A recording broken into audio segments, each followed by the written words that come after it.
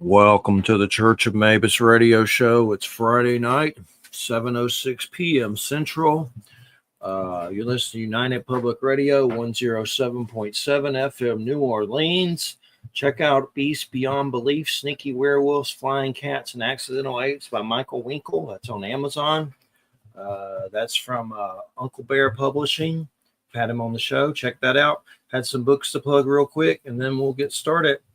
We got Richard Estep here, Wham's here, and I'm a little under the weather, but the show must go on. So here we go. Plus, I just took off for Halloween, so can't do two in a row.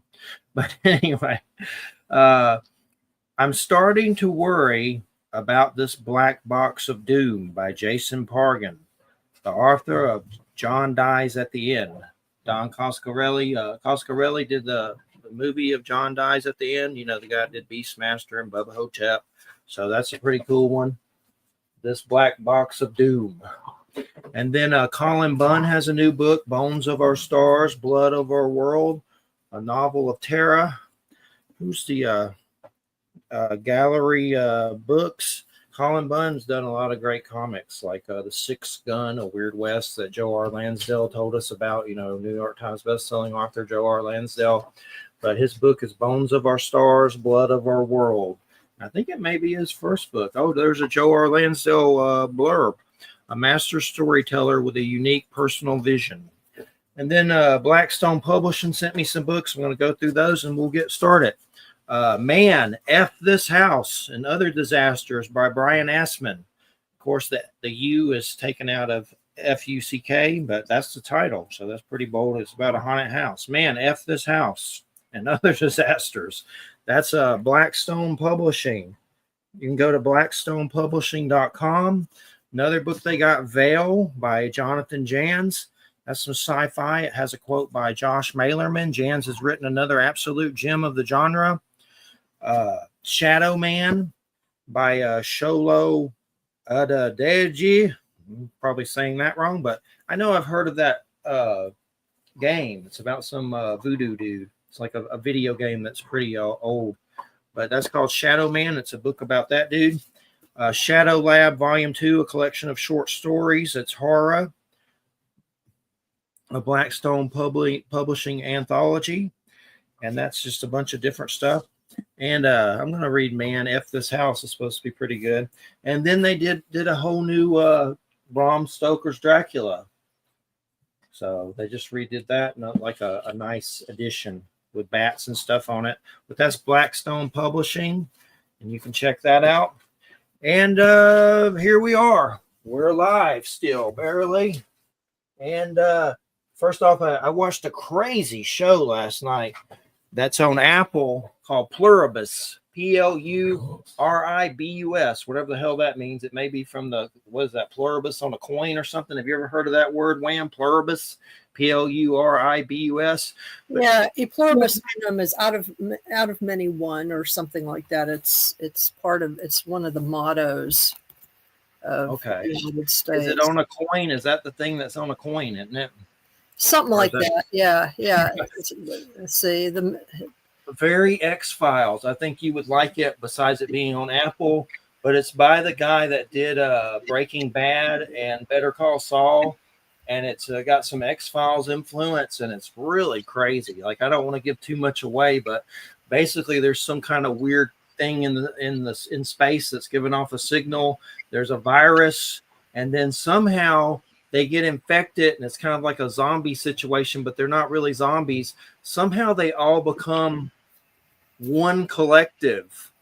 Like, imagine a whole group of people, but you're all one collective, and then it's like a carousel of personalities of who they used to be, and then there are 11 survivors who did not become like that, and it's really weird. Like, it's the lady, I forget her name, but she's in a Better Call Saul. But anyway, she freaks out from everything and gets home after her friend passes. I don't want to give too much away. I'm giving too much away. But anyway, this will be the last part I tell.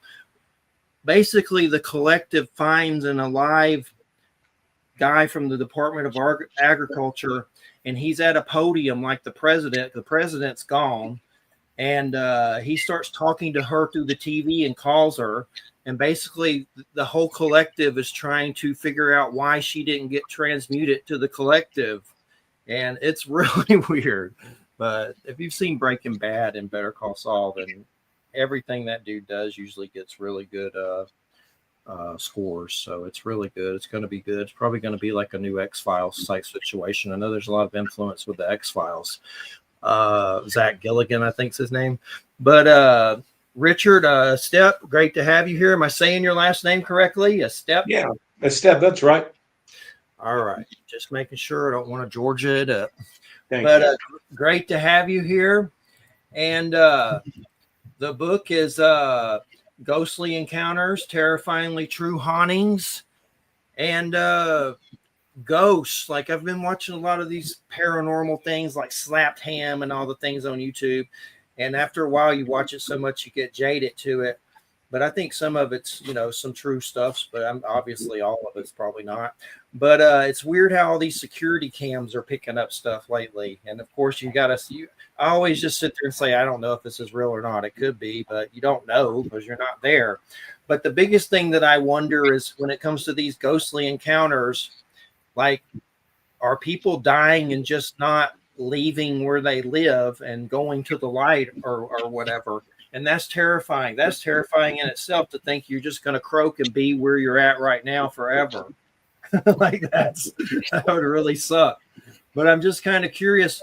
First off, what got you started with the paranormal? Did you have your own experiences? What was some of the initial things that got you started with the paranormal?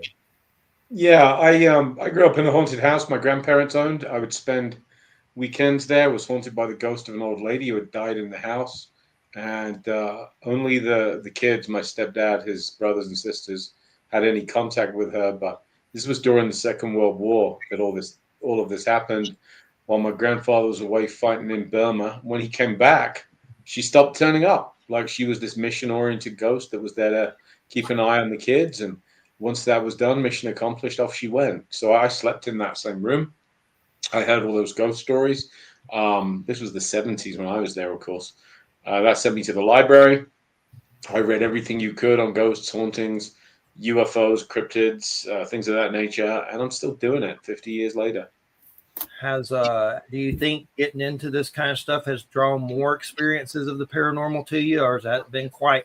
I'm here because a long time ago, testicular cancer at 17, had to go through chemo. It sucked. My dad died a few years later, and I started to have mass experiences, from seeing beings of light to ghosts to UFOs with multiple witnesses. Like, it was almost like I was attracting it on some level. Do you think it attracts more of it to you?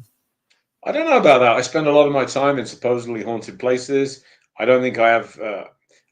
I set a higher bar for skepticism than a lot of people, especially people on YouTube, or those that are, shall we say, in it for different reasons than I am.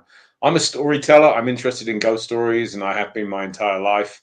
I'm less interested in turning every creaking floorboard into clicks and likes and views and subscribes like some kind of creators are. So I think I have fewer experiences actually than the majority of people out there.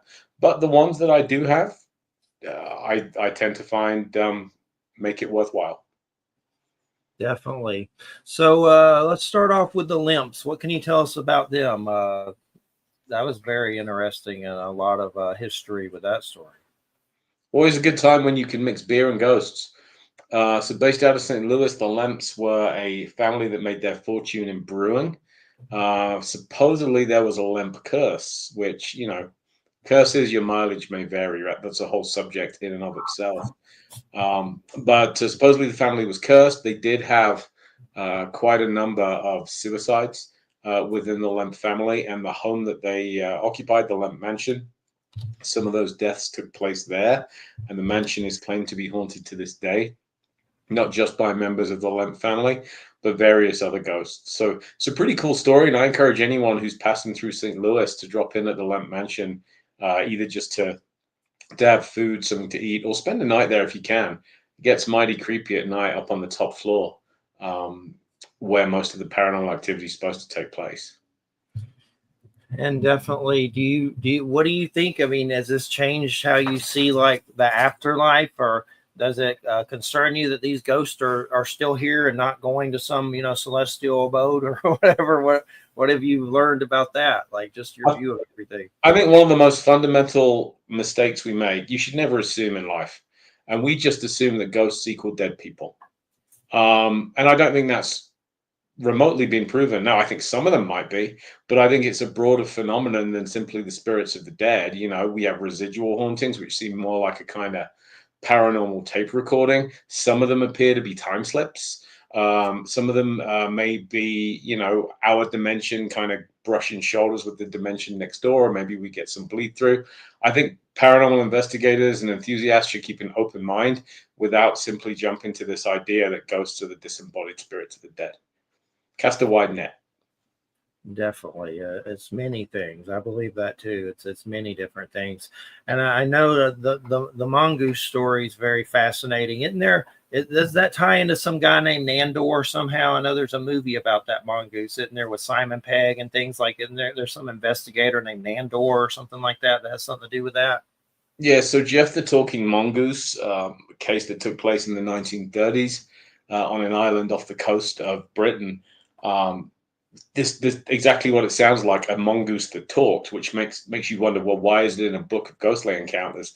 Well, Jeff claimed variously to be a spirit, a disincarnate human, a demon at one point. The story that this thing had changed, but there was poltergeist activity and all kinds of weird and wonderful stuff going on. Was investigated very briefly by Harry Price, the famous ghost hunter who gave us Borley Rectory, the so-called most haunted house in London. But Nandor Fodor was another scientist that looked at it. And yeah, Simon Pegg played him in a movie called Nandor Fodor and the Talking Mongoose, which you can still see. And it's a pretty good, entertaining overview of the case as well. Jeff kind of petered out around about the late 1930s when the family moved out of that house and has never been seen or heard since. So there are people that think the whole thing was just ventriloquism, not least because there was a teenage girl involved. And, there are some similarities with poltergeist cases, I think, to this. But nobody really answers the question, how did a 13, 14-year-old girl teach herself ventriloquism on an island, pre-internet? How do you aren't naturally gifted at ventriloquism. There's some degree of learning involved. So quite how she accomplished this and managed to fool so many visitors to the house, you can't just dismiss that case. Was it a haunting or not? I don't know, but it was strange. Price's book on the affair was called The Haunting of Cashin's Gap. So I think it's one that belongs in a collection of hauntings. Yeah, I need to watch that movie. It's on my list, and I keep meaning to, but I just haven't yet. But I'm definitely going to. I love Simon Pegg, so I need to do it. One of the big ones I'm about to watch, and I don't know if I'm doing it tonight because I don't feel that great. I may have to take some NyQuil or something. But that new Frankenstein by Del Toro, I got to see that. Oh, Netflix. Yeah, that dropped today, didn't it? Yep, it dropped today, so it's definitely there. And I'll see it tonight or tomorrow, but can't go wrong with Del Toro. And I hope somehow this leads to him doing at the Mountains of Madness, some Lovecraft. And I know he wants to do that. He's only 15 years behind on that, if memory serves right. I know. I like John Carpenter's take on that. I thought that was pretty good, the one with Sam Neill. But technology has moved on, and the palette available to a visual storyteller is much richer than it was back in the 90s. Most definitely, and I know he wants to do a Jekyll and Hyde too. But Into the Mouth of Madness, that's a classic for sure. You can't go wrong with John Carpenter. We just did a big show and talked about Christine a lot. A guy has a car like Christine, from Stephen King. Love that stuff. But yeah, that was an early Carpenter movie. Well, Carpenter's working on a sequel to The Thing right now. Yeah. He's also loves video games, and there's one called Toxic Commandos. It looks crazy, some zombie one, but he does a lot of music. I've been keeping up with his music. He's got some comics that he's involved with, Halloween Tales and John Carpenter Presents. I'm trying to keep up with those, but I guess too expensive. But I think he just got his star on the Hollywood Walk of Fame this month, didn't he? This last month, memory serves. So. Him and Robert Englund. Yeah. But yeah, I hope Carpenter puts out some more stuff for sure. No doubt about it. You can't go wrong with Carpenter. I love it. It's the best stuff ever. So when it comes to this particular book, what is a story that got your goat, so to speak? What's one of the big ones that sticks with you the most? I mean, I tried to pick stories that firstly were a bit of a range across time and across space, different countries, different time periods. The R101 airship haunting really fascinated me. It's one of the few cases in which you have a disaster and avoidable tragedy where it seems that the ghosts came back to tell their side of the story and hold people accountable.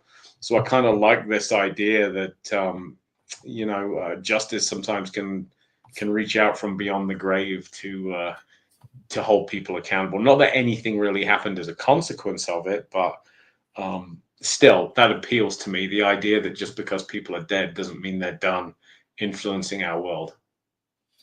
Definitely. And I've had a few ghost things. I've seen I had my father's ashes in the house at one point, and I saw some a shadow person go down the hallway, which I mean, I don't know if it was him, but I thought maybe it was possibly him.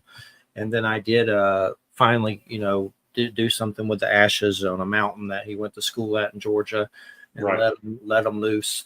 But and then some of the other beings, I've seen beings of light. I've seen those very, very vividly, with my eyes. And I think there's something to us and beings of light in the afterlife.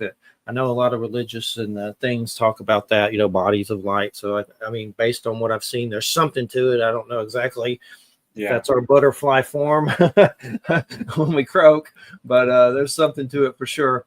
But yeah, it's interesting, the ghost stories, and the big thing that I always think about is, what are they wearing? And they always say when you croak that there's jokes that's what you're going to wear forever. I don't believe that, but a lot of these ghosts, they seem to come up wearing the clothes of their era when they're spotted. That's fascinating. The wardrobe. I figure if you had the choice, you'd wear whatever you were comfortable with the most, right? Yeah. And if you're residual, not intelligent, then you're probably just imprinted that way in the same way that a photograph is. And let me see, the Enfield poltergeist, that was a big one. Was the Warrens caught up in that one? That's one of my pet peeves. The Warrens were at Enfield for less than a day. Oh, okay. But because they were masters of propaganda, not least the fact that they got a whole Conjuring sequel out of it, they made it look like they were called, and nobody called the Warrens for help. The two investigators that were actually doing the heavy lifting at Enfield were Guy Lyon Playfair and Morris Gross, and they stayed embedded with that family for years. Then in waltzed the Warrens, and Ed Warren actually said to them, hey, we could make a lot of money if we played this right. So I saw what the Warrens did there as very opportunistic. And if you watch that second Conjuring movie where they look like the heroes, the cavalry coming in to save the day, nothing could be further from the truth. Enfield was one of the classic poltergeist cases, and it has all the elements, checks all the boxes. You have a single mom raising a family, low income, a lot of stress, high pressure environment. You have children, females that are just entering the age of puberty. You have a history of death in the house. A guy called Bill Wilkins that died of an aneurysm inside the house. And then you have this young girl that starts speaking in the voice of Bill Wilkins and knows things that she shouldn't be able to know. You have reliable witnesses. I mean, the first night this happened, they call the cops. The cops turn up. What are they going to do? Arrest a ghost? But you have two London police officers who state on record that they see furniture moving with nobody touching it. Wasn't there a TV or something floating around? Something weird, yeah, like fire pulled out of a fireplace, like all kinds of stuff. So, you have a wide range of witnesses, but you also have complexity. I mean, a couple of the girls were caught faking on a couple of occasions. So, skeptics dismiss Enfield because of that. But kids play pranks. That's what they do. And no matter how good a prankster you are, you don't make a piece of furniture move in front of two police officers without them spotting it if you're a child, So I don't like throwing the baby out with the bathwater. So Enfield remains one of the most interesting and compelling poltergeist cases on record for me. Definitely. And I don't blame you about the Warrens. I feel kind of the same way. I mean, I don't know all the details, but I don't trust it. And I know those movies they hype it up way too much. And once I interviewed Travis Walton about Fire in the Sky, all the alien stuff, and he said that Hollywood just grabs a hold of it and amps it up in ways. And he said, if you take away the fear, it would be a walk in the park. but they grab it and amplify it, to get Well, that's not a good movie, right? The only nice alien movie that made money really was E.T. Yeah. But Travis, I bet Travis, he's a lovely man, very nice, very educated, very softly spoken. I find him to be quite credible and his story to be very compelling. And he also, speaks about that, as you said, lack of fear. But you don't make a Hollywood blockbuster without some excitement, and that means fear and that means scares, doesn't it? So it's just a shame. And I think, with any of those movies, if they serve the purpose of getting people to read more source material, to read the actual accounts, then they will have done okay. The danger is the casual viewer that goes, watches the movie, and then thinks that's how it happened. That's reality. Definitely. And we've had Andrea Perrin on The Conjuring. I guess the real lady. It's been a long time, but that was a long time ago.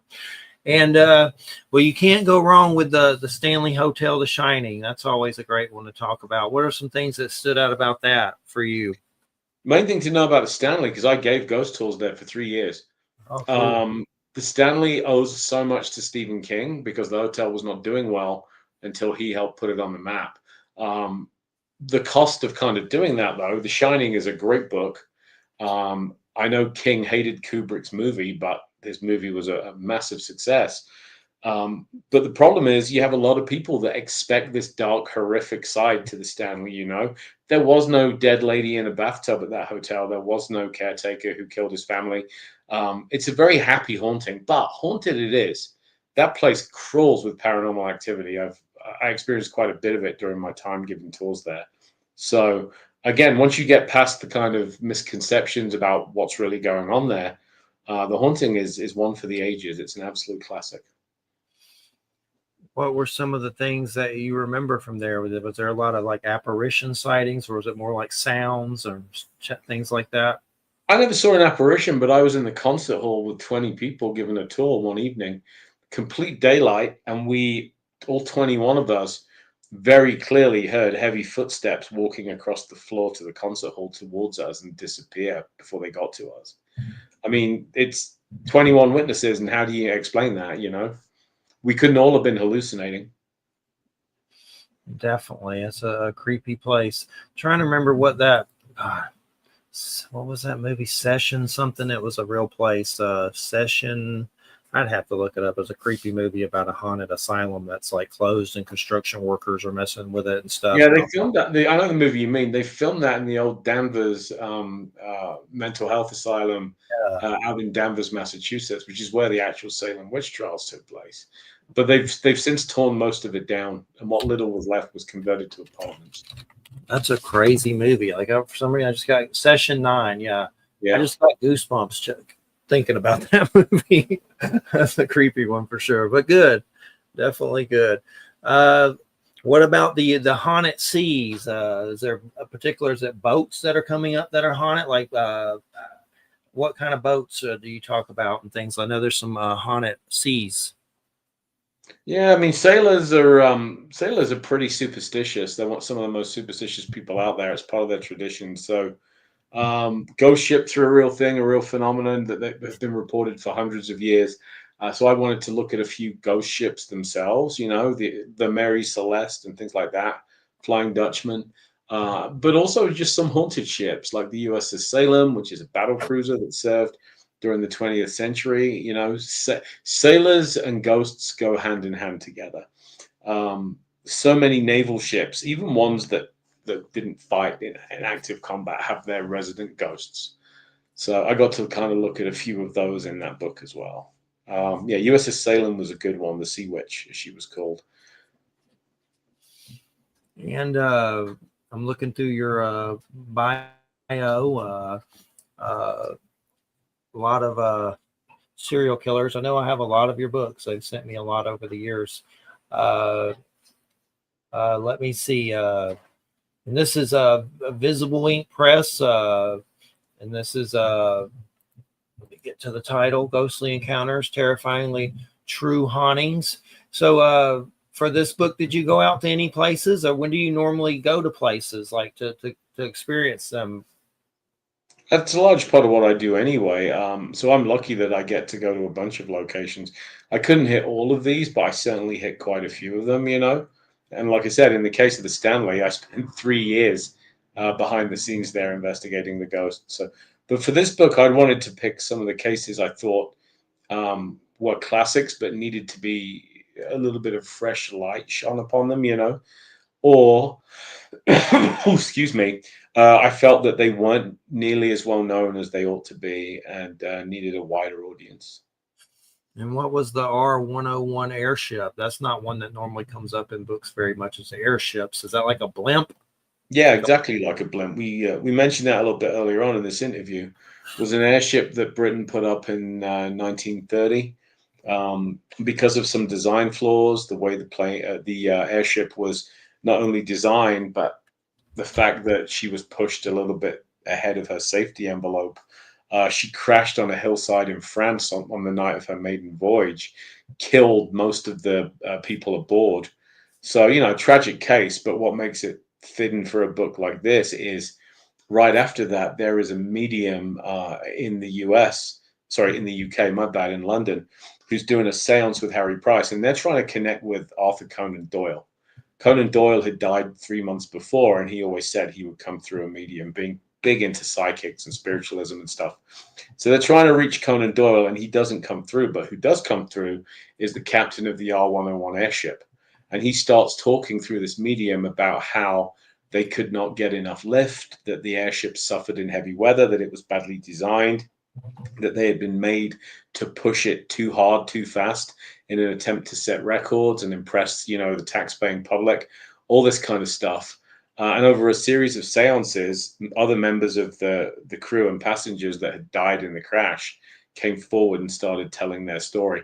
And some of this stuff was coming through before the bodies of those victims had even made it back to England yet from France. Like stuff this lady should not have known, she was able to put out there and was later verified with fact checking. So again, pretty fascinating but tragic case. There was a book written about it 50 years ago, give or take, called The Airman Who Would Not Die by John G. Fuller, that really brought that case a little wider attention. But nobody really pays attention to it today, which is a real shame. And the hangar that R101 was stored in is one of the biggest buildings in England at the time, and it is now a movie set. So if you've seen any of the new Star Wars movies or the Christopher Nolan Batman movies, they shoot those in what was the R101's hangar.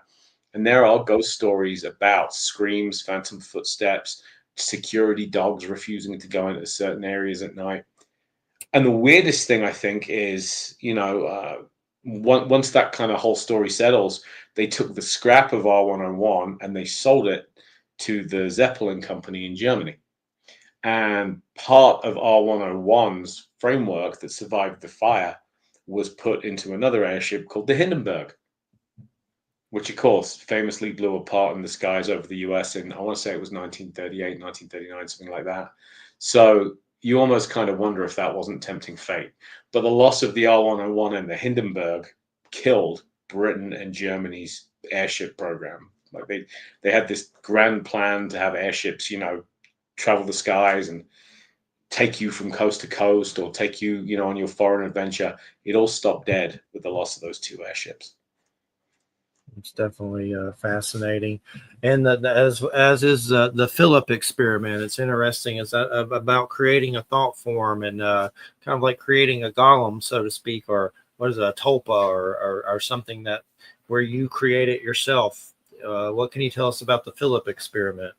Yeah, I mean, the idea that you can set out and actually create a ghost was relatively new back in the 1970s, 1980s, but you have this Canadian research group that decide to do just that. And it kind of interests me that, you know, for people that play Dungeons and Dragons and role-playing games today, they'll create characters, you know, they'll come up with a backstory for them. They'll roll dice and give them attributes. How strong are they? How smart? How charismatic, you know? Well, the Philip Experimental Group did that with this completely imaginary British noble called Philip. And then they decided to try and infuse energy into him, to give him life. That's what they tried. And They did table tipping, they did seances, and lo and behold, Philip, or something that claimed to be Philip, started talking back, knocking, rapping, one for yes, two for no, all that kind of stuff. So it appears that they did indeed do what they set out to do. They actually created a ghost. And again, it speaks to what I said earlier about there is more to ghosts than just dead people. Thought forms, tulpas, those are a fascinating area of study. Definitely. And I know, like, let's say a dark occultist, doing something with demons, he could create an entity to hurt someone or send negative energy to someone. Definitely creepy for sure, no doubt about it. But definitely a Philip experiment. That's pretty fascinating for sure. But did it actually do anything? Like, did they give it commands, or did they want it to carry out certain tasks? Or, I mean, what were some of the things that it did? They kept within a fairly strict protocol, so it's not like they told Philip, to go out there and do stuff. Which tulpas in Tibetan culture are often given a task or a purpose.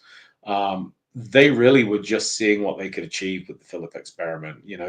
I don't think they particularly pushed it all that hard, which is no bad thing. Yeah, it could have went sour. You wonder. Yeah, I always love to talk about the Wild West. What can you tell us about Tombstone, Arizona? I know there's a lot to it in the history, but did you actually visit there? Oh yeah, multiple times. Tombstone's one of those iconic towns, and as a kid that grew up in England loving westerns, um, I was never going to turn down the chance to investigate Tombstone. So I got to spend a night at the OK Corral, which is, the most famous 30 seconds in all Western history, right? 30 bullets in 30 seconds. Yep. So I got to investigate there and got some pretty interesting EVPs. Got to investigate the mines under Tombstone, the gold and silver mines. And then you have other haunted locations like in that town as well, like some of the inns. So much death in Tombstone during its boomtown years that, it was like the most dangerous main street in America for a while. People being gunned down all the time. So it would be kind of remarkable if there weren't ghosts there. And Boot Hill, the iconic graveyard, so called because the people in there died with their boots on. Some of them were workers, some of them were outlaws. The rich people were buried in the Tombstone like city cemetery, but everybody else got buried on Boot Hill. And that's a cemetery that was only open for like 6 or 7 years before they shut it down. But it has a lot of ghost sightings, a lot of reports of the cemetery being cursed. And they actually have a warning up there that says, if you take anything, even a rock from here without permission, you may live to regret it. They have people mail them stones and rocks back all the time saying, I'm really sorry I took this. My life just went to hell because of it. So Boot Hill's fascinating to me. And that whole town is like a chapter of Western history that I encourage everyone to go experience if they can. Who was Ed Schiffelin? Schiffelin. That's a big grave, like it's a tower. Yeah, Schiffelin was the guy he's a prospector, and he's the guy that really Tombstone is his baby. He was out there in the middle of the desert near the Dragoon Mountains looking for gold, looking for a strike, and one of the soldiers told him, "Boy, all you're going to find out there is your tombstone." And so when he struck the mother lode, I mean, Schiffelin became a multi-millionaire because of his strike. He got to name the claim, and the claim is what they named the town after. So as kind of a middle finger to that soldier, he called the claim the Tombstone Claim. So Schiffelin's really the father of Tombstone.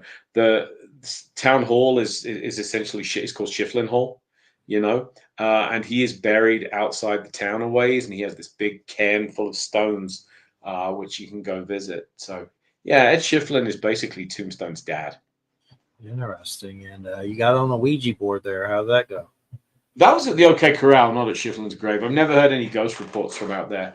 OK Corral was fine. I mean, the Ouija board is at best, a wildly inaccurate tool to use, and I think it has this frightful reputation that is not deserved.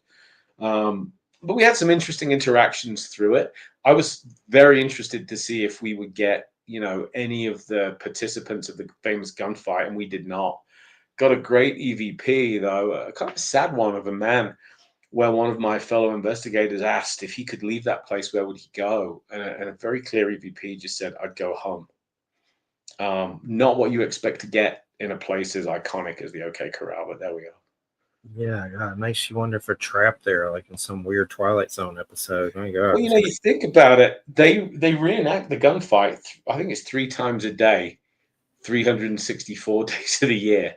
That kind of repeats on an endless loop, you know.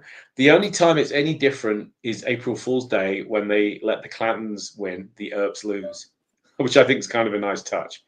But it just the same thing is played out over and over and over again.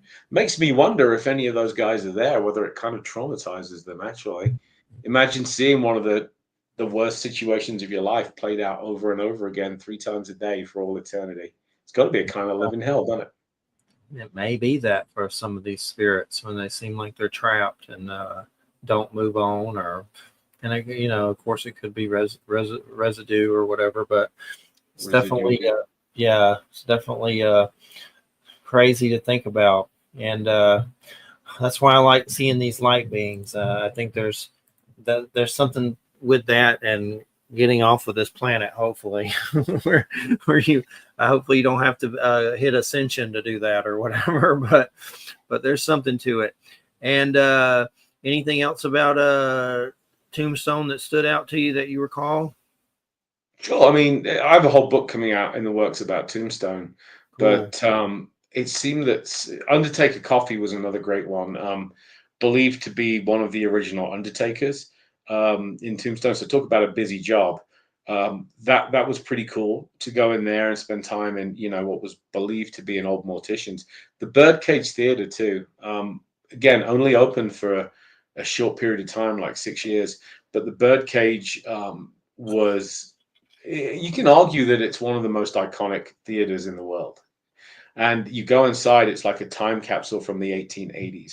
You also have these mannequins in the boxes. It's called the Birdcage because they have these private boxes above the theater where Wyatt Earp and Doc Holliday would have their own private boxes, and they have mannequins sitting up there. That was kind of cool. And we threw down a game of poker. We did EVP sessions, but we threw down a game of poker to try and entice somebody to come out and play with us. And we got some pretty profane results because we not only had females playing poker with us in the card game, but one of my female colleagues won, which if you're in the 1880s and you're from that cowboy mindset, that was just not something you would tolerate, sexism being alive and well back then. So the fact that she not only got to play but won, got some pretty angry responses from whoever it was that was communicating with us. Who's China Mary? I just saw that name as I was flipping through. China Mary was a lady that was very, very influential in Tombstone. There was a large Chinese population. I mean, I'm sure you knew, but the Chinese largely built the West in terms of immigrants built the West, but Chinese built the railroads. They did a lot of the work that was considered too dirty and too dangerous by a lot of the whites. And so Tombstone had its own Chinatown, a Chinese population. She ran a lot of the illegal activities in town, prostitution, things of that nature. But she also had a number of legitimate business enterprises, and she took care of her own people. And it's very telling that when China Mary died, and she is buried on Boot Hill, you can visit her grave. When she died, she had the biggest crowd of mourners going up with her coffin to Boot Hill Cemetery that Tombstone had ever seen. She was a much loved and respected figure in Tombstone history. So it's definitely an interesting place. I've always loved westerns too, and lately I love Weird West when you get weird creatures in there. Me too. Yeah, there's a lot of good horror. There's movies, but there's a lot of good books. We've had Joe R. Lansdale on. He has a lot of books that are Weird West and redid John. Yeah, Deadlands and that kind of stuff. Yeah. We talked about all that. I love Weird West. There's some. There's one called a comic called Bronze Star that Mike Barron did, and it's basically the Wild West, but throw in a werewolf, and it looks amazing, like the art and everything. Did you ever see Bone Tomahawk? That was probably the best Weird West I haven't seen. There's another one. I mean, I have seen it. There's one called the Burrowers. The Burrowers. That's an old one with Clancy Brown. A good Weird West. They're out there, but you got to dig. It's a good genre. Yeah. What are some Weird Wests that stand out to you that maybe you've read or seen? Do you remember any? There's a book out there. I forget the author's name, but the book is called Red Rabbit. I have that. I need to read it. I have it. Yes. Yeah, I won't spoil it for you, but that was a great read. But I also like the Deadlands novels by people like Jonathan Mabry. They're based on like the role-playing game of the same name. So that's a fun series of books as well. I Add have just a some of twist of those. magic and the supernatural to the Wild West and scratch Yeah, 2 itches. I love it for sure, and love Jonah Hex. Like I have a lot of those old. There's Big a lot of everything but the movie. The movie is one of the yeah, great missed opportunities. yeah. Great casting. I love Josh Brolin as Jonah Hex, but the script was so bad. That was So horrible. That was yeah, painful.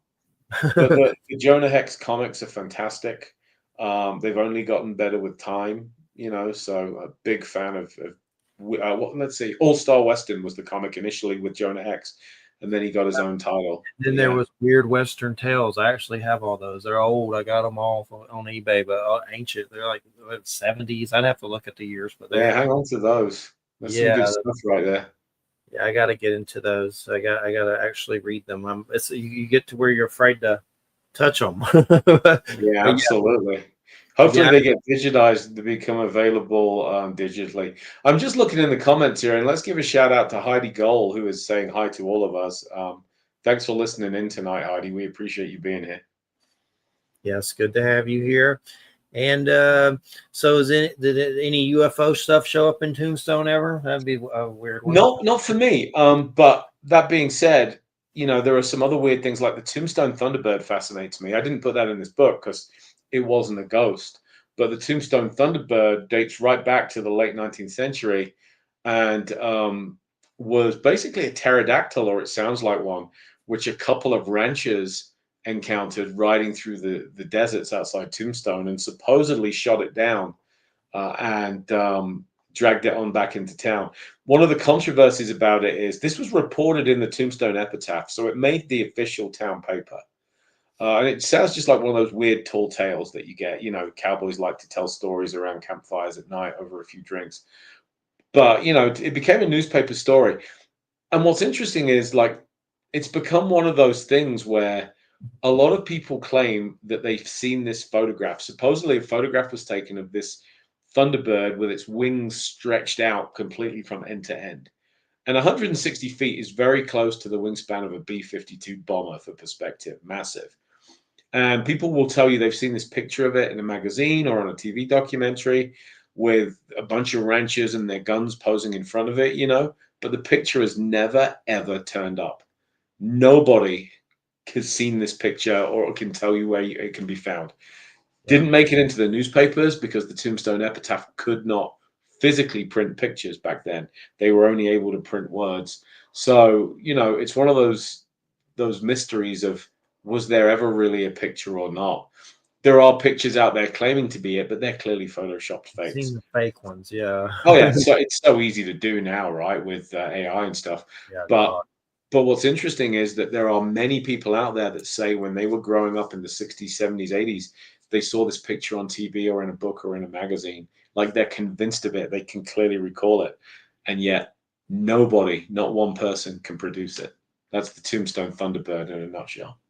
Definitely. One of the comics Joe R. Lansdale recommended was The Sixth Gun. That's a good one if you ever. That's a lot of omnibuses, but by Colin Bunn, it's a Weird West. It's pretty good. It's called The Sixth. Sixth Gun by Colin Bunn. Yeah, I should add that to my list. it's SSIXTH, The Sixth Gun. But it's there's like God, there's a lot of omnibuses of it, so it's a hefty read. But he recommended that. It's really good. And Okay.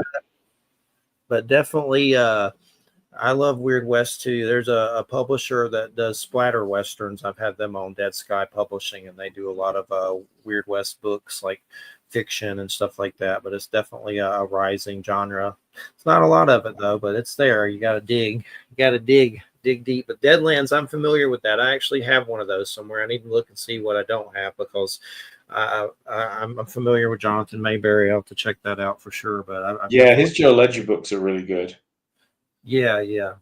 I spoke to him on Facebook, and he's on my Facebook.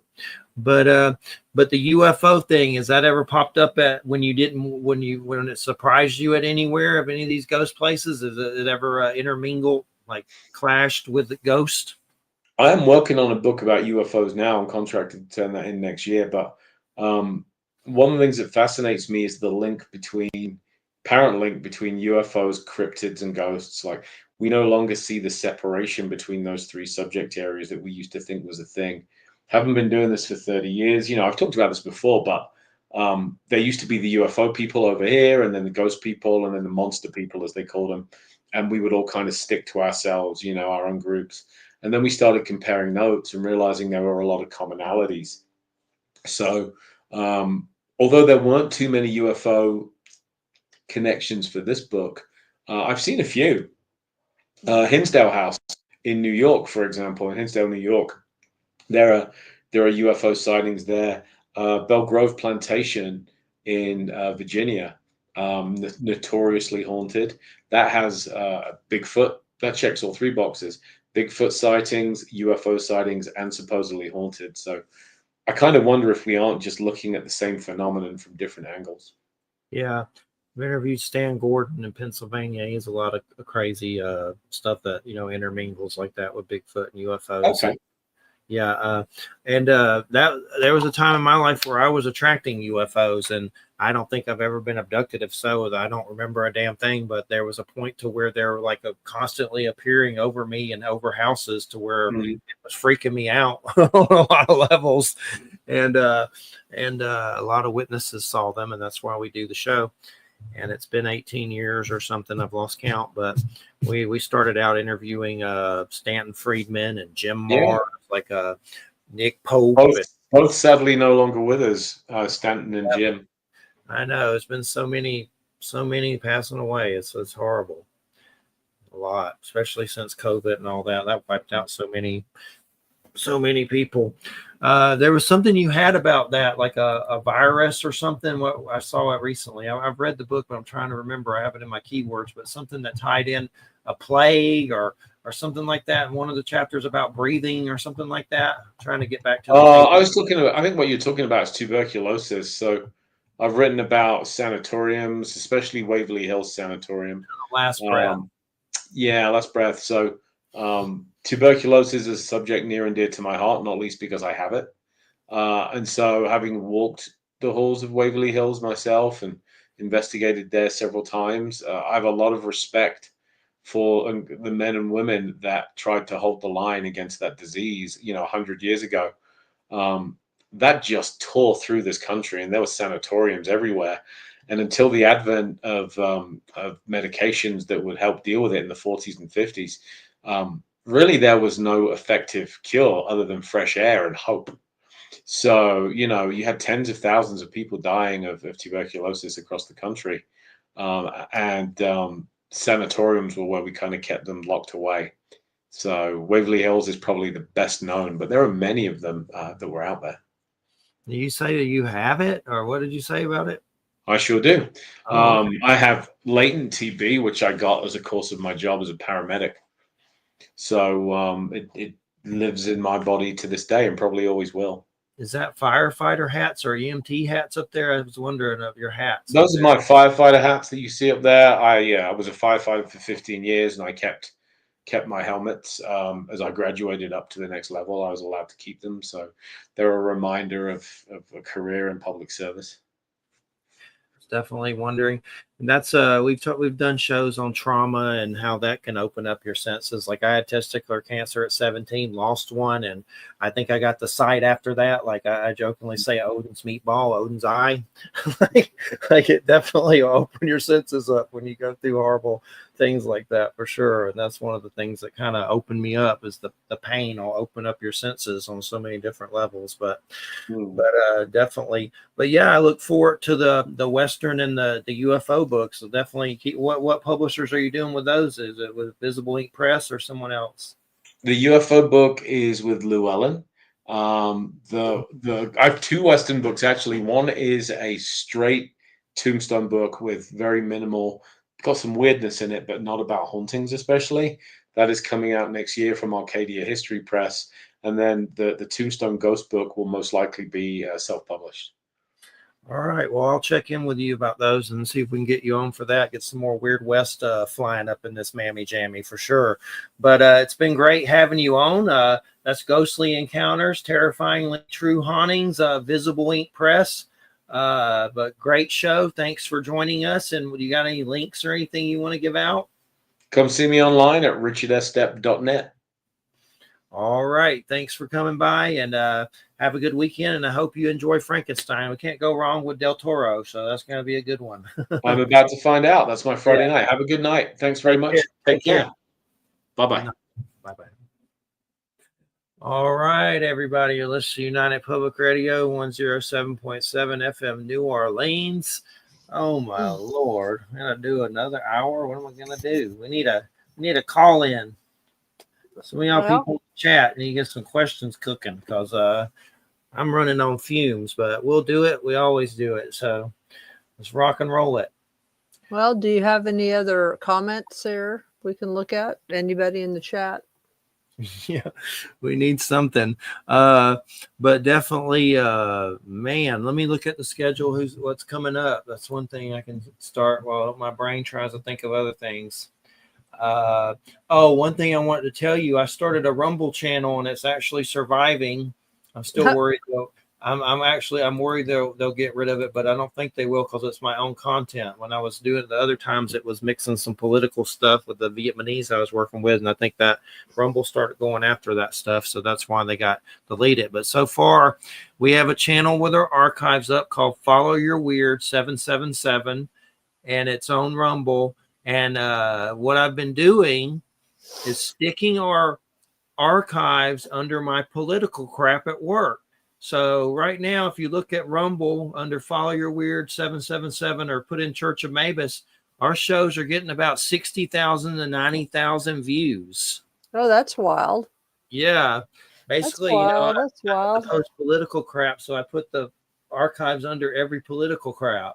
So it's been forcing. I'm not making a lot of money, because if it's a second video for Rumble, if they know you're under a first Rumble video, you don't make as much. So I was making like $10 a video, but I've been trying to figure out ways to make more. I've made about 30 off one, which is pretty good. So right now I've only made about 200, but it's something. Maybe it'll grow if they don't delete it. But we've been getting some big old hits on there. If you check it out, there's some getting some huge. Mike Hacker's show got about 70 to 80,000, and those are real hits. Those are real hits. And I try to show them to everybody, and they're like, wow. And Mark Eddy's like, is that real? I'm like, yep, those are real hits.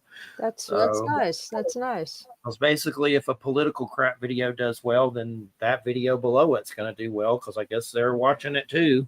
So they just keep the streaming thing on. Yeah. If it was the first video, I'd be really banking, but I can't put that. I have to put the political dumb video first. I've been trying to figure out ways around that, but like, yeah. What kind of dumb political videos do you put up? Man, just a lot of political butt kissing. Like, on the right, there's a lot of radio personalities that seem to they seem like they would just change Trump's diaper if they could for him, speak no ill will. I have noticed lately some of them are speaking out about some things he's doing. Mike Adams, which is one of them, he's been bringing up Trump investing in like some toxic chemicals and seems to be having some balls, so that's good.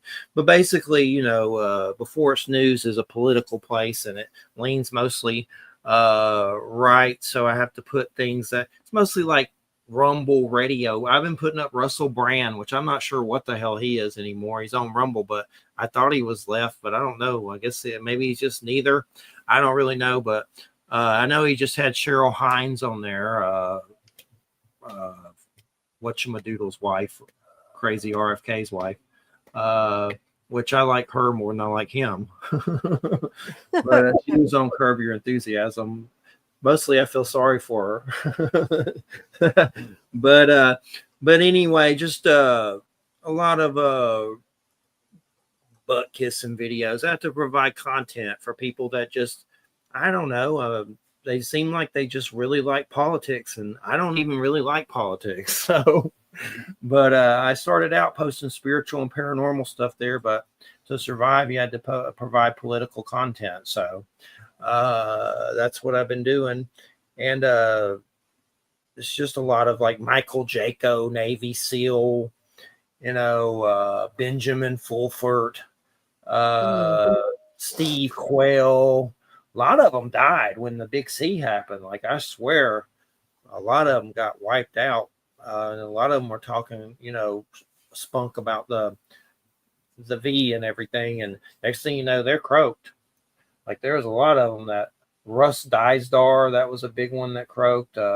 He did some crazy book about the Black Awakening, and it's not about African Americans. It's about like serial killer cells that awaken from Satan, like just weird right-wing personalities. That dude, that DJ whatever, Hertex, probably something along that line. Hertalk, JJ Hertalk, something like that. There's so many of them. It's like I have to see it a lot of the stuff I share though is like breaking news. Like, there's biochemicals found, and like right now there's some big arrests that happen, and someone's trying to bring biohazard like nuke stuff to nuke us, and weird spills and evacuations, like breaking news, like from GS Supreme News on YouTube and Patrick Humphrey. Like, I've been trying to share a lot of that stuff. There's one guy, Monkey Works. He like shows all the flight paths of what planes are doing and tries to speculate, and says it's this and that. A lot of it, I don't really watch it. I just put it up for other people to watch. I'll watch some of the paranormal stuff and things like that. But there's a Dan Aykroyd, Joe Rogan interview I watched, and I don't hate Joe Rogan, but that's the only thing I've ever watched of Joe Rogan was the Dan Aykroyd interview. And I still wish Dan Aykroyd would quit MUFON. I don't like MUFON, but so what's been going on? Are you still having to help a lot of people because of the food situation up there? The latest that I've seen, let me see here. The latest that I've seen is that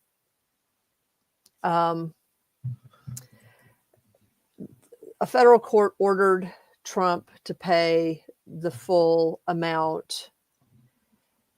This morning, his team appealed it to another federal judge in Boston that was not amenable at all to the government's arguments. So payments have started to go out, actually, and people started receiving their full November allotments in New York, in California, and in other places in the country. And then by this afternoon, the Governor Hochul here in New York announced that they had received enough funding to, there's a whole online process for this. It takes like a couple days for it to sort of work its way, from the government into the state and then into the cards, the EBT cards that people use. So Governor Hochul was able to announce that they had received the amounts necessary to give New Yorkers their SNAP benefits, and that they would start seeing them by tomorrow afternoon, evening into Sunday. But then this afternoon, late, like right before the end of day,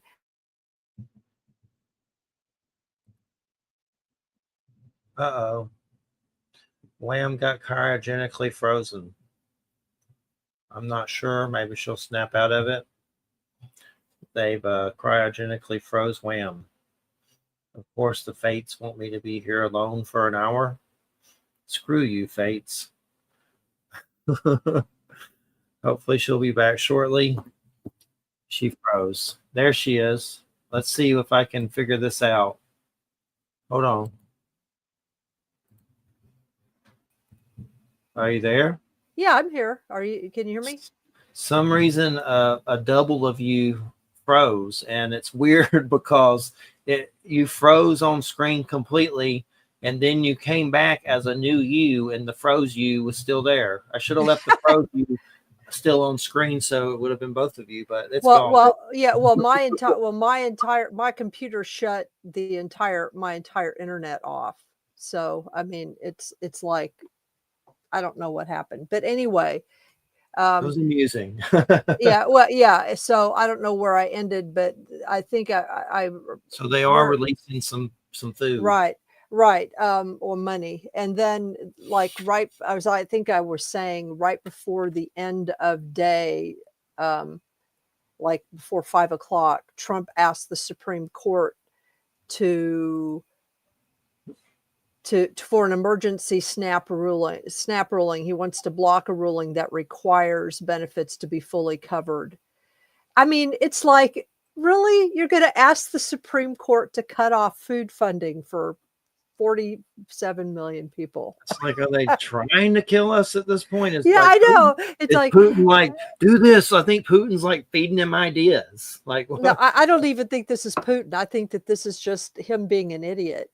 And he just doesn't, he lost another, it looks like he's going to probably lose the tariff thing with the Supreme Court.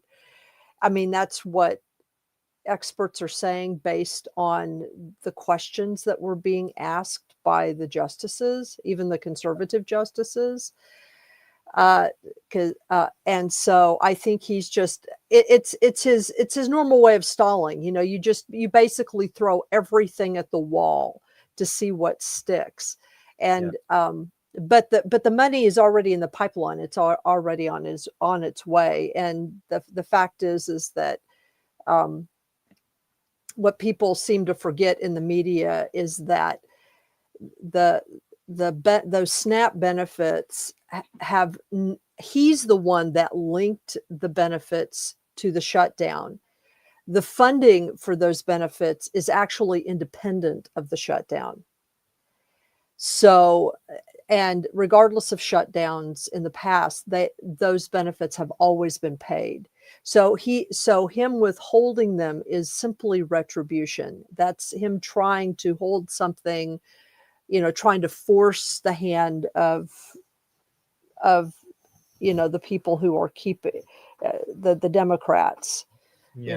And because the optics are bad. I mean, the optics are really, really bad for the Republicans at this point. So, of course, he just wants to try, there's no point in stopping it now because the money is already in the pipeline. It's already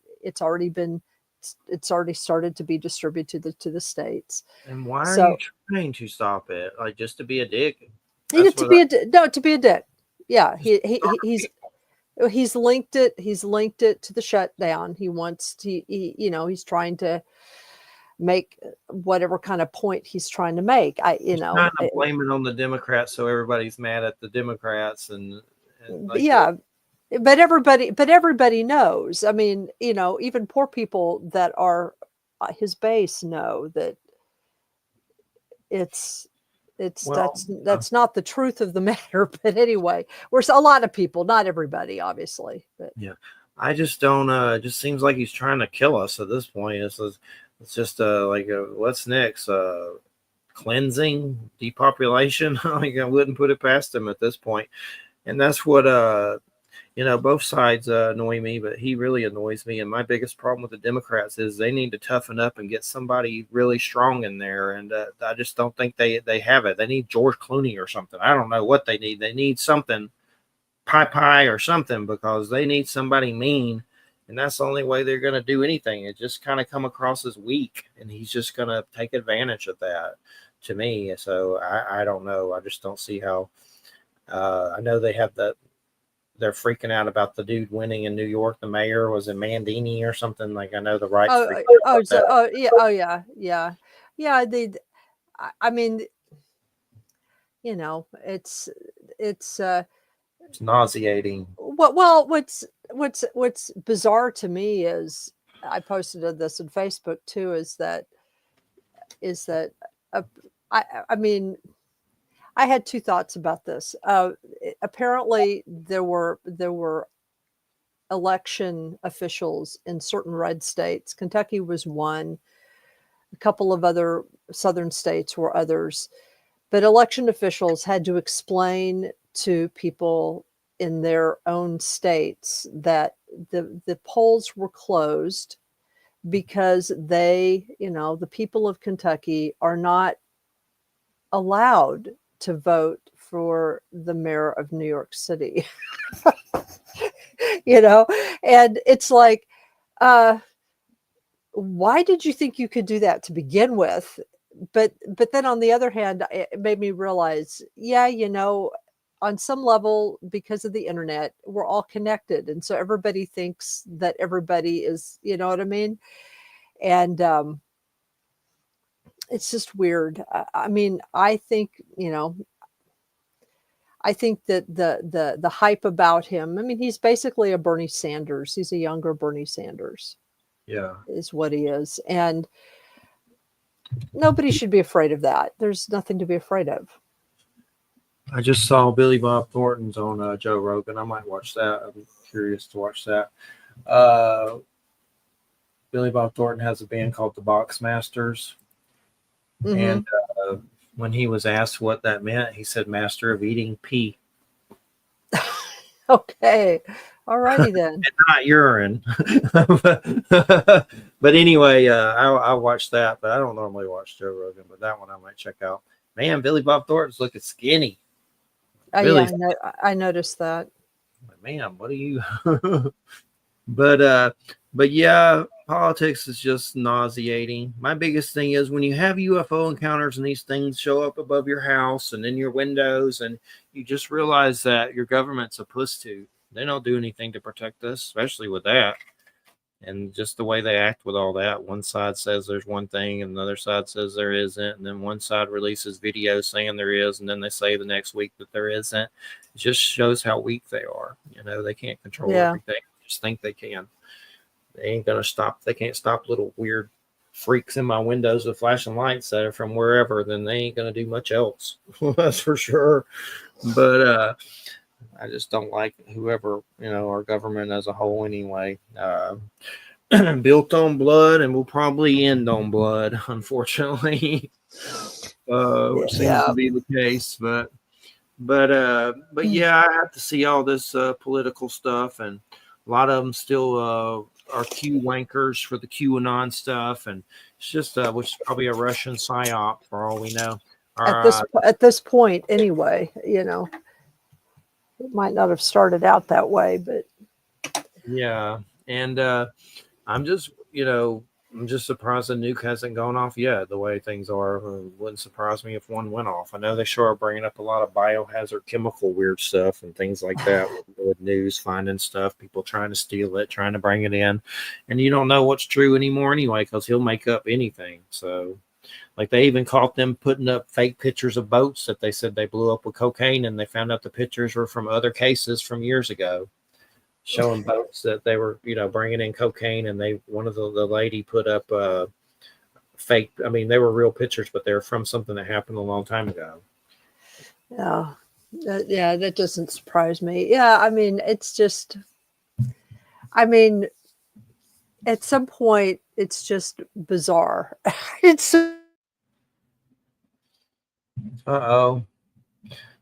Frozen. If they're gonna run Kamala and whoever again, they really are idiots. Like they don't really have anyone that's that strong. Who have still managed somehow to hang on to their jobs and are still trying to do their jobs without pay, at least in many cases, without pay, and are just, being ridiculed by all these people in the administration, I mean, all these so-called, political leaders and stuff, these are, I think that the Doge people discovered that, a lot of these people are not just mindless bureaucrats, but they actually know what they're doing. They're doing a good job. They're working hard. They're just, I don't know. It's just nuts. Yeah, it is. It's nuts. It's so boring. It's nauseating. It is boring. Yeah. And then it's just God. Trying to figure out who they even gonna run against them. Like Kamala again? Come on. I mean, they're gonna die again. I mean, I don't. She was good, seemed good at the time, but I don't even see anyone that they're trying to like lift up for that. It's just weird. Maybe this Mandini dude, but that's more Yeah. like he's like Bernie, then they don't like that. Yeah, I mean, I don't. It's fascinating that they consider him. I mean, the fact that mainstream Democrats find him terrifying. I think that that's interesting because it's like, why? You've been, like Chuck Schumer today. He said, well, like neither Chuck Schumer nor Hakeem Jeffries bothered to actually call Mondami and congratulate him. And it's kind of like, you guys. And then Schumer today said, oh, well, I hope to be able to reach out to him soon and we can have a conversation. I mean, he's the senator of New York. This other man has just been elected, the mayor of one of the most important cities on the planet, certainly in the United States, in New York.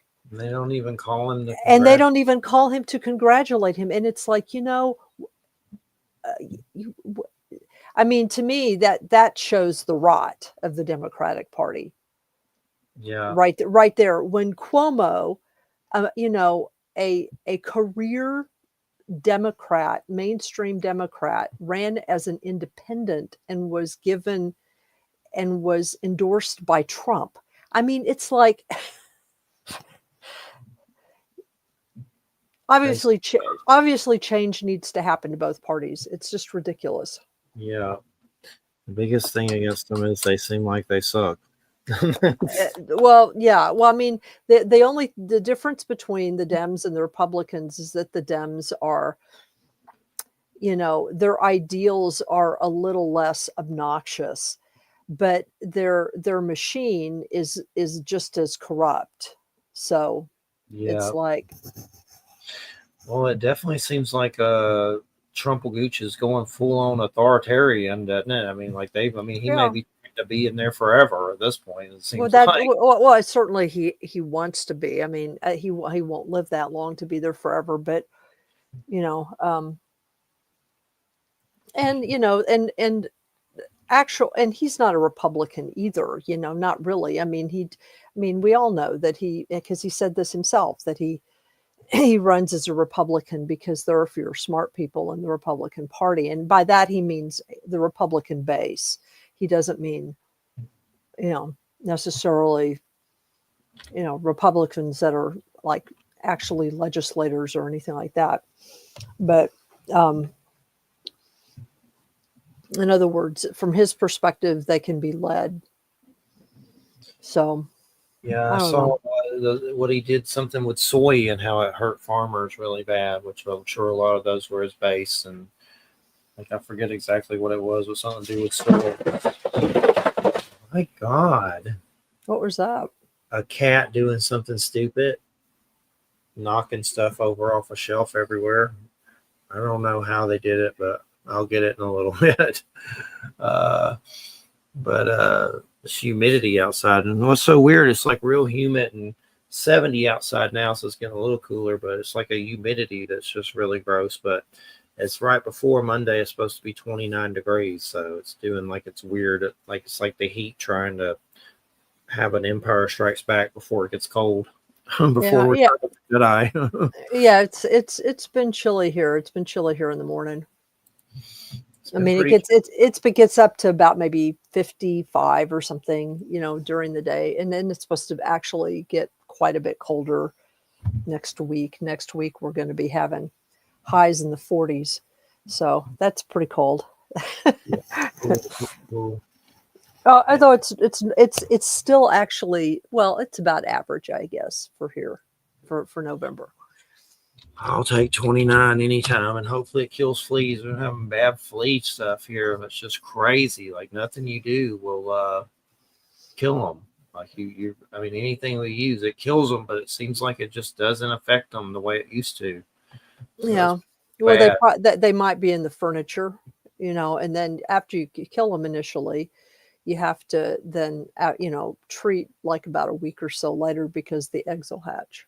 So yeah, we've done the stuff you put on their necks, and we've done powders and sprays and diatomaceous earth and all this stuff. It's just everything. And the one thing that will get them though is a freeze, at least outside. So mostly that's where they get them from. I'm not sure. There's not carpet here. It's like a concrete floor, so that helps. But mostly you notice that they'll get them when they go outside to go to the restroom and bring them straight in. It's like it's crazy, like just very annoying.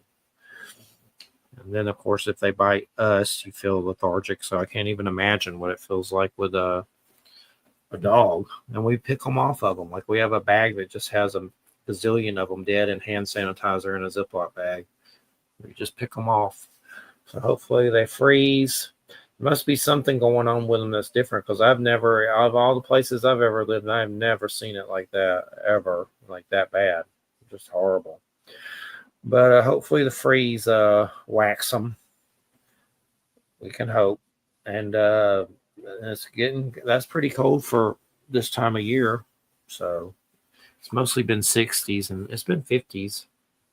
Mm-hmm. But it'll be 29.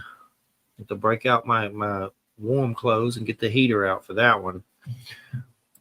But let me see, look at the schedule, what's going on.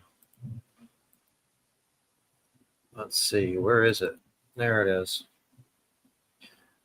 Next week, Jay will be here, Penny Bradley. The next week, Arthur Versilius, that's Alchemy. Thanksgiving week, no show. Then December 5th, Jason Hewlett, that's Wendigo.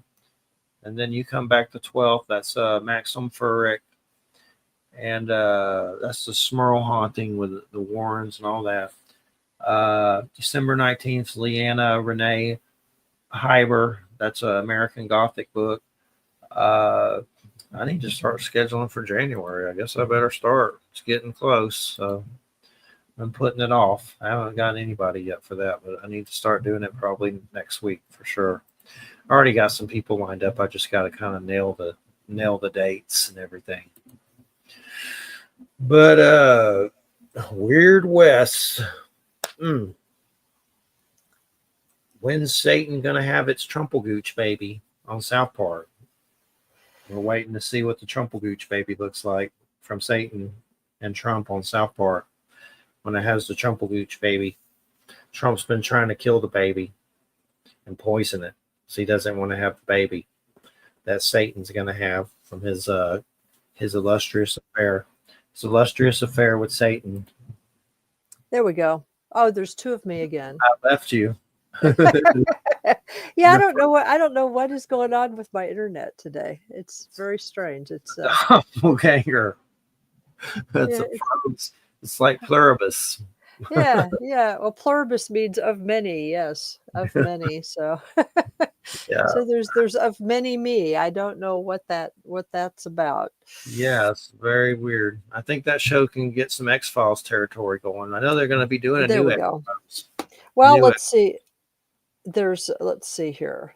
I think that there's a Mercury retrograde happening or coming up. Hold on just a second. Let me see.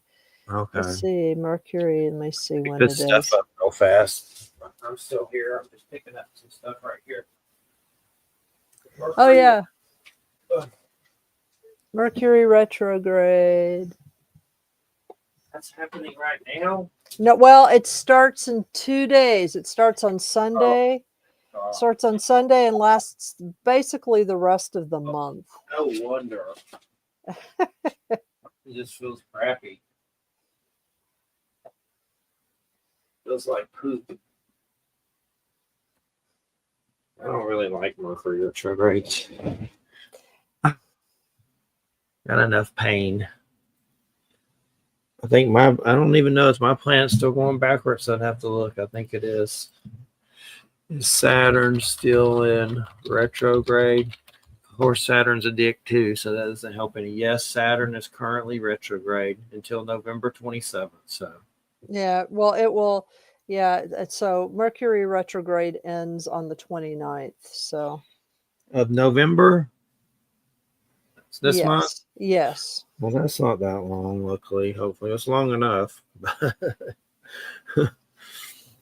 no, I feel kind of weak from maybe a virus or something, and some tooth stuff. Go to a dentist, probably wisdom tooth, and God knows what else, but definitely some tooth pain. So, to get that checked out, and then throw in my eyesight doing weird stuff. I have to get new glasses. Just weirdness. Just weirdness. Getting old. No, 51. I'll be 51 December 26th. Ripe old age of 51. Yeah. Feels old. They say it's not, but Well, I'm I turned 64, so like in May at some point I have between May and October I have to sign up for Medicare, because you have to sign up for Medicare even if you're not going to draw on it. You have to register yourself. You'll get a card even if you don't draw on it. You just have to do that. So otherwise you get penalized, when you finally do draw on it. So I have to find a way of making my way through the federal garbage that this administration has created. And even though I'm not retired, so I'm not going to draw on it, but not looking forward to that. Not because I'm old, but because I don't like interacting with the government any more than I have to, So. yeah. And my mom was worried about Social Security and stuff with him and stuff getting taken away or stopped or thrown off of it or whatever. Now old Elon Musk is talking about blocking the sun too. What's up with all these freaks trying to block the sun, and China making a fake sun, and they're always trying to do something weird and think it's for the best, and I don't know, maybe it is, but I doubt it. They're always trying to do something weird. Now he's talking about he's going to block the sun. Wait, why is he going to block the sun now? Stop climate change. Now I Oh. guess he believes in climate change. I thought he didn't, but I don't know. I don't keep up with him. He's creepy. Oh, a federal judge here. This has just happened here. Hold on. A federal judge has permanently blocked Trump's order to deploy the National Guard in Portland. So basically, everything's going to go to the Supreme Court, and essentially, I think the Supreme Court's getting tired of him. Doesn't most of them on his side though? Ain't most of them? Well, to some degree, but I think even they have some limits. I think even they have some limits. Oh, he seems like he just wipes his ass with the Constitution, pretty much. Yeah, he does. He doesn't care about rules. Yeah. God. Hopefully they don't clone him. Oh my gosh. Oh. Like Saddam. Some Trumplegooch clones. They'll be here forever. What's that weird picture of him standing up looking weird with someone like dead in his office? Nobody's dead in his office. What happened was there was a photo op with a representative of what, or maybe two representatives of the pharmaceutical companies that make like Ozempic, those weight loss drugs. Yeah. And because he made some kind of deal with those companies to make those drugs more available to people. The idea is that it was Dr. Oz. Remember Dr. Oz? Yeah. Dr. Oz said something to the effect of by making this deal and making these drugs more available to Americans, who are obese, we will lose a total of 135 billion pounds in 1 year, which basically, I think, the Associated Press basically broke that down to, like, if they were referring to everybody in the United States, then that would mean that everybody would have to lose almost 500 pounds, like 475 pounds. But if Yeah. but if you were restricting it only to Medicaid and Medicare recipients, then each of those people would have to lose 900 pounds. But if he meant to say 135 million people, then each American would only have to lose 9/10 of a pound. It was just hilarious. It's like, where did because Dr. Oz was saying, according to our calculations, Americans will lose 135 billion pounds because of these drugs. Well, what happened was, apparently during that photo op, one of the representatives for one of the pharmaceutical companies had a medical emergency and collapsed. It turned out to not be serious, I mean, he's okay, but that's, basically the guy fell down, and of course a lot of people went to help, and Trump was just annoyed that the guy did that, ruined his photo opportunity, essentially. So someone passed out? Yeah, someone fainted or passed out, or so I mean, who knows what, maybe they had the flu or something and they passed out. It was one of the representatives of one of the pharmaceutical companies that was there for the photo op. Maybe he smelled Trump's diaper. Maybe so. I don't know.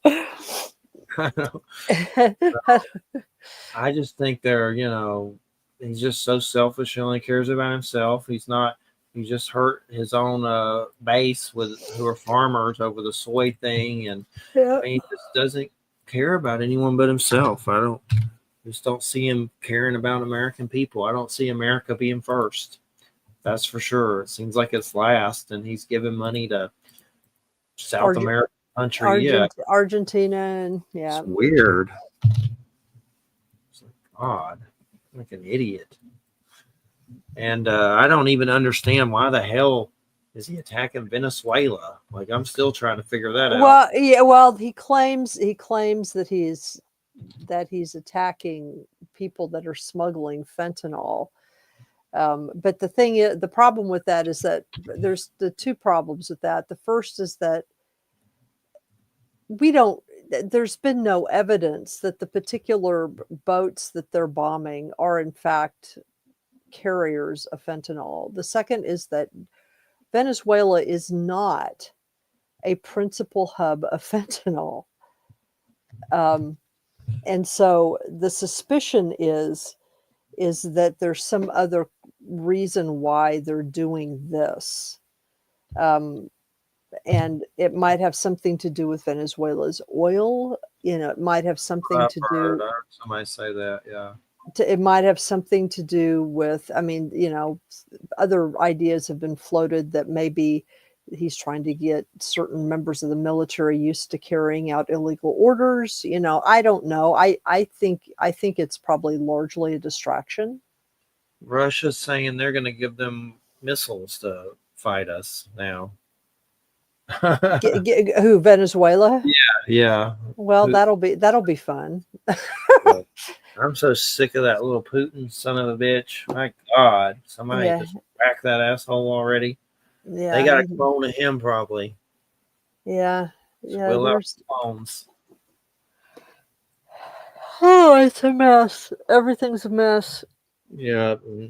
I We're just what I do is I just go home. Like I come home during the week when I'm working. I come home and I just go to bed. I just go to the gym, eat some dinner, go to bed. It's like I don't even really think about stuff anymore. I guess it's just hard for me to understand how anyone like considers him a hero or latches on to almost anyone in politics in a bootlicker fashion. Like the only one I might have did that with is Bernie, and that's because I was in it for the healthcare. Because I've been through stuff with that, and and had my dad die because of that and weird stuff. So I mean, basically, my dad's work told him they should let me die because I cost the company too much with chemo. So my dad was going to roll in there like Braveheart and kill them all, and had guns and knives in his car like a psycho. And he had a heart attack before he got there and died. So that was when they found my dad dead.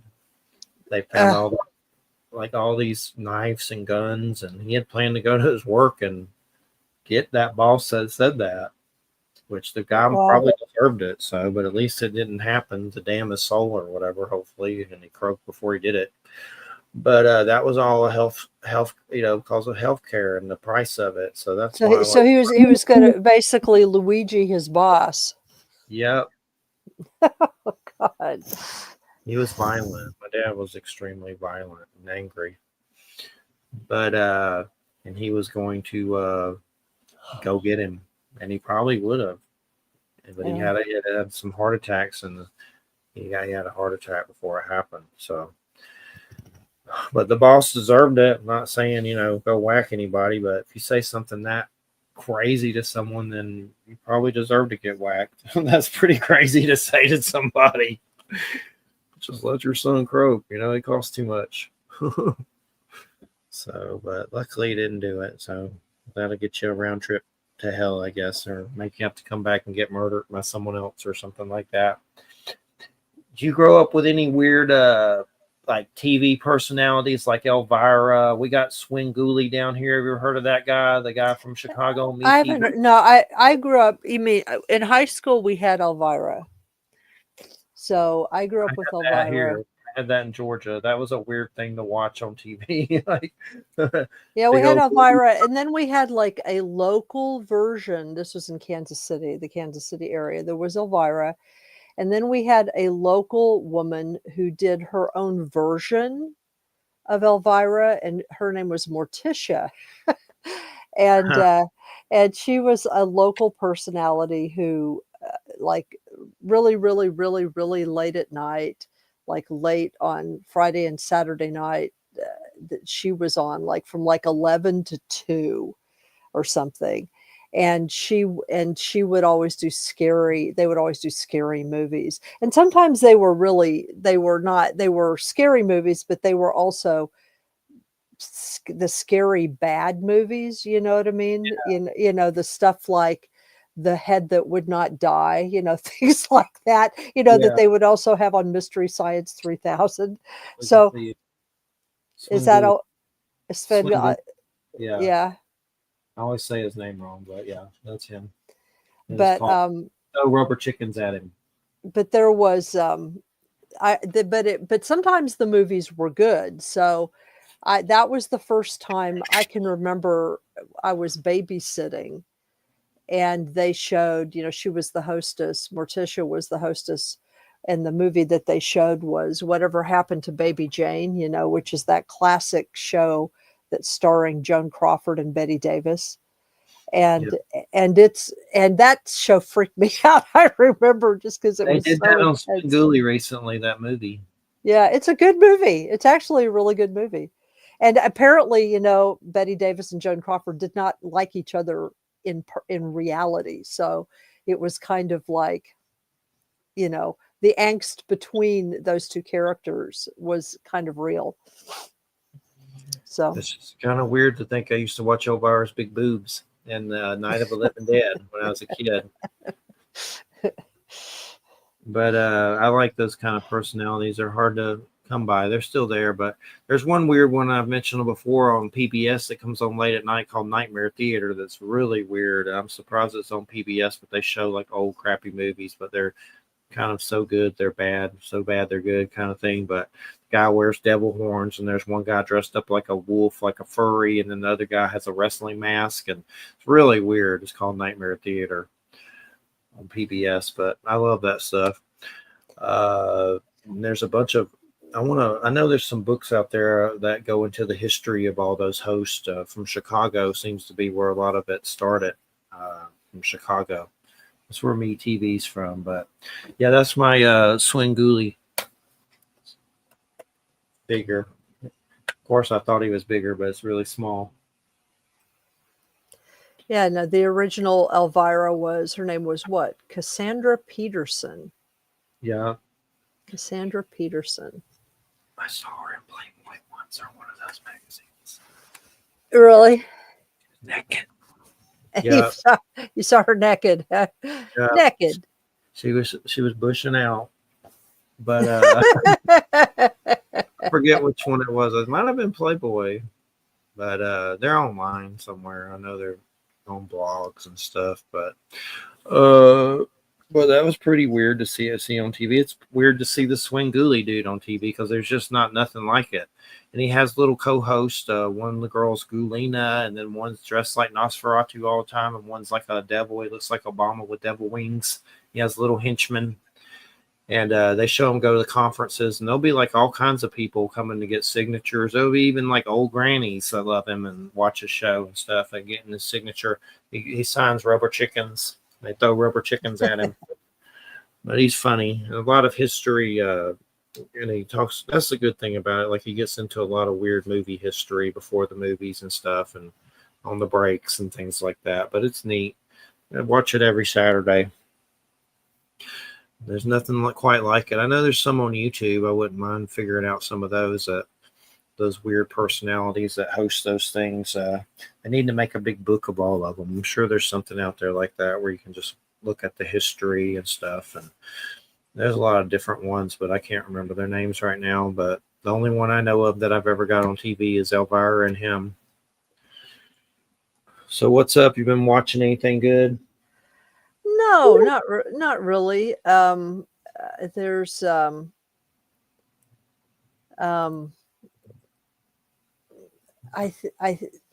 think that I mentioned last time that I was planning. I discovered that there has been a rendition of a film rendition of the H.P. Lovecraft movie Beyond the Wall of Sleep. Huh. And it was actually released late last year into this year. And I think you can see it on Amazon Prime. I still have not sat down and actually watched it, but I have like the link to where where I can find out where to watch it. And it looks like it's sort of an updated version of the story, which is good because the original version of the story, with modern sensibilities, it wouldn't fly. You know what I mean? Because of how it portrays, Black people and poor people and things like that. But that's like my favorite Lovecraft story, not because of those stupid elements, but because of the idea behind the story is really compelling, and the way that Lovecraft writes the story is really interesting. It's like it kind of screws with your mind. It's one of those, it's kind of like it's got some of the same conceit in it as the original Nightmare on Elm Street does, in the sense that at a certain point in the narrative, it's difficult for the narrator to be able to tell what's real and what isn't.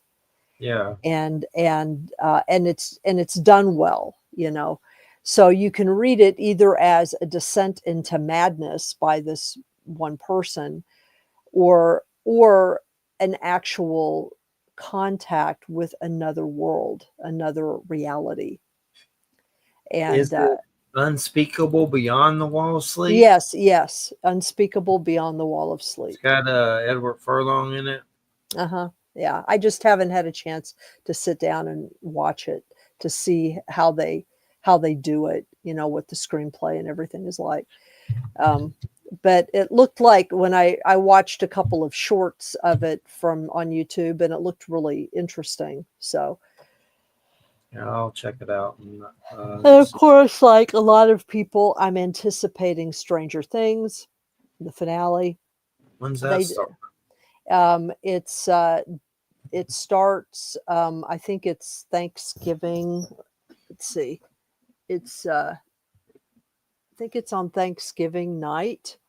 Let me Oh, see okay. here. It's Let's the see last one. things release date. Yeah, the new episodes. First 4 episodes drop on the 26th, which is actually the night the night before Thanksgiving, and Yeah. then the next 3 episodes drop on December 25th. So it's on Christmas, and then the finale drops on New Year's Eve. And they have released the first 5 minutes. They've dropped the first 5 minutes of the first episode of season 5 on YouTube. Cool. There's not much I want to watch those, but I guess I'm hyped for the new Frankenstein from Del Toro. That's going to be good. Well, yeah, that will be good. I mean, I will definitely, since that's on Netflix, which I still actually do subscribe to, I will definitely watch that. Been a weird movie with this guy. He does a skit show that's funny on Netflix called "I Think You Should Leave." Tim Robinson. It's really funny, but he's got a new show on HBO called the Chair Company. It's really weird, and he also did a weird movie called Friendship. But he's a pretty interesting personality. That's funny, but definitely crazy for sure. Just the way he reacts to things, it seems manic or almost mentally ill, and he's taking it, using it for creative purposes for sure. But yeah, I think You Should Leave is on Netflix. It's funny. Like there's some episode where it's like a skit show where he's holding a gray alien and crying, and it's dying, and it's funny, but he's a trip. But yeah, I'll check out Stranger Things, and definitely going to get into Frankenstein soon. I don't know if it's going to be tonight or tomorrow though, but I want to make sure I don't feel like crap during it. And what else? I know he wants to do a Jekyll and Hyde. That'd be good. And then, of course, he's been wanting to do Lovecraft for a while. Biggest thing with Lovecraft is just hard. Most of the stuff that comes out sucks. Like a lot of it's horrible. Well, well, the problem with Lovecraft, I mean, there are several problems with him. One is that a lot of his work is really very psychological. So, it's not action packed. It's exposition and psychology, and it's kind of interior mind kind of stuff. Yeah. So that is really hard to portray well in film, because film is a different kind of medium than books, obviously, and there are, just trying to try. I mean, you can do it, but to do it in a way that will then be commercially feasible, Yeah. that's another issue. And then you also have to update his stuff, because his stuff can be so misogynistic and so racist and just awful in some cases, but those things don't necessarily take away from like the central ideas or the central narrative. In fact, now when you read those books, those elements kind of intrude. You don't need them there for the story. So they have to find other ways of telling the story. And that whoever it was that did Lovecraft's Country or something that did a pretty good job. But I did like did it, that. They canceled it. That's what they do. yeah.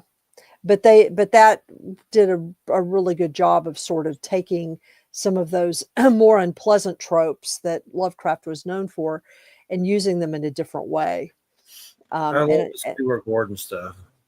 yeah, From Beyond and Reanimator and Dagon and right.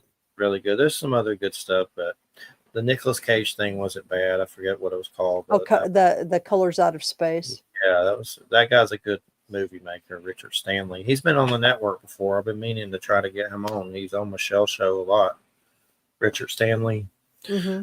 the guy that did that one, but did a movie called Hardware. But there's some old weird black and white ones that they did, like Cthulhu. That's pretty good. There's some weird ones that you got to kind of dig for that are decent, that are older. Dunwich Terror. Yeah, the Dunwich Horror. Yeah, Yeah. I have an animated movie of At the Mountains of Madness What is that was done. Yeah, I can't. I'd have to dig it up, but it was At the Mountains of Madness. And it's an animated feature. Short. It's a short. It's a short. Yeah, it's a short. And it's not bad. And it's not bad actually because it's animated.